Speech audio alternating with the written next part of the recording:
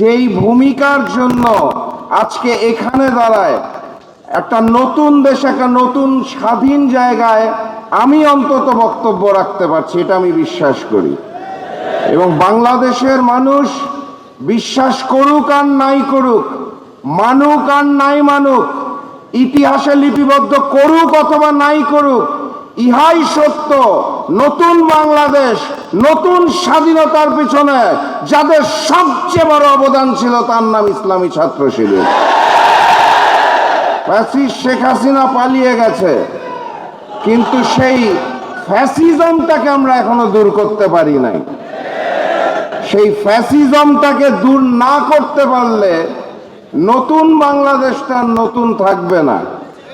সেই নতুন বাংলাদেশটার মধ্যে আবরার ফাহাদদেরকে বারবার জীবন দিতে হবে, আমার ভাই হাদিকে বারবার জীবন দিতে হবে।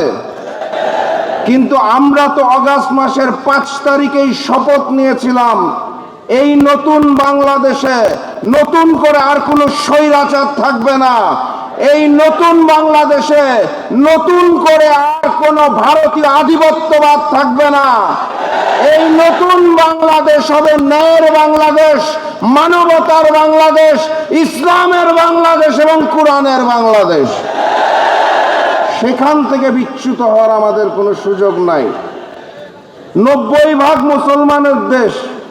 আমি প্রায়শই একটা বক্তব্য শুনি, একটা স্লোগান শুনি, যে কোরআনের আলো ঘরে ঘরে জ্বালো, ইসলামের আলো ঘরে ঘরে জ্বালো। আমি প্রায় এই স্লোগানটা শুনি, আপনারা শুনেন নাকি? 90% মুসলমানের দেশের যে ঘরগুলো আছে সেখানে কি কোরআনের আলো জ্বলে না? সেখানে ইসলামের আলো জ্বলে না? তাহলে ঘাটতিটা কোথায়? ঘাটতিটা হচ্ছে কোরআন এবং ইসলামের আলোটা ঘরে ঘরে জ্বলে কিন্তু সংসদে জ্বলে না। অতএব আগামীর সংসদে আমরা ওই কোরআনের আলোটাকে জ্বালতে চাই এবং ইসলামের আলোটাকে জলজল করে জ্বালিয়ে তুলতে চাই। অতএব স্লোগানটা একটু পরিবর্তনের সময় এসেছে। কোরআনের আলো সংসদে জ্বালো, ঘরে ঘরে জ্বলছে আলহামদুলিল্লাহ, সংসদে জ্বালো। আমি ইসলামী ছাত্র শিবিরকে যেটা বলতে চাই, অনুরোধ করতে চাই, আমাকে ডাকার সময় তারা বলেছিল যে মানসিকভাবে আমি সহযোগিতা দেই। বাস্তবতা হচ্ছে ইসলামী ছাত্র শিবির আমাদের মতো মানুষদেরকে মানসিকভাবে সহযোগিতা দেয়, শারীরিকভাবেও সহযোগিতা দেয়। কারণ তারাই হচ্ছে শহীদি কাফেলা, তারাই হচ্ছে ভ্যানগার্ড, যারা যুগে যুগে বারবার শহীদ হয়ে বিপদের সময় এই বাংলাদেশকে রক্ষা করেছে। এবং আগামীর বাংলাদেশ গড়ার ক্ষেত্রে এই ইসলামী ছাত্র শিবিরে নীতিবান এবং আদর্শকে বুকে ধারণ করে নতুন বাংলাদেশ গড়ে তুলবে, এটা আমি বিশ্বাস করি আমার জায়গা থেকে।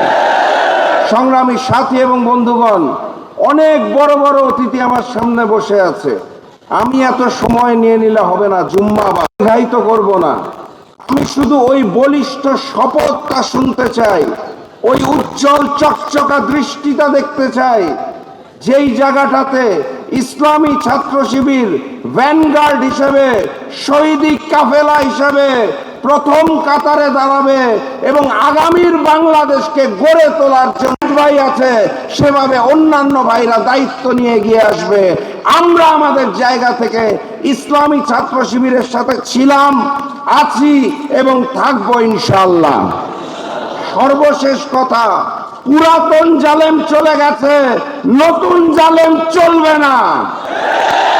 ভারতীয় আধিপত্যবাদ চলবে না।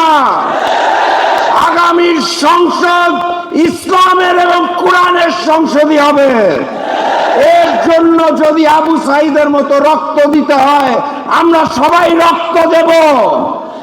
এর জন্য যদি প্রয়োজন হয় আমার ভাই হাদির মতো আমরা প্রতিবাদ করব। আমরা সবাই একমত। তাহলে সেই শপথ নিয়ে আজকে বাড়ি ফিরবেন। কক্সবাজার থেকে যেই সাথী এসেছেন, আরো পারের পঞ্চগড় থেকে যেই সাথী এসেছেন, একই শপথে বলিষ্ঠ হয়ে আজকে এখান থেকে বেরোবেন। ঘরে যাবেন, নতুন বাংলাদেশ গড়ার ক্ষেত্রে সকল ষড়যন্ত্রকে রুখে দিয়ে তারপরে আমরা ইনশাআল্লাহ শান্তির ঘুম দিব। সবাইকে ধন্যবাদ। বিজয়ের পথে যাত্রা শুরু, জীবন অথবা মৃত্যু। আসসালামু আলাইকুম।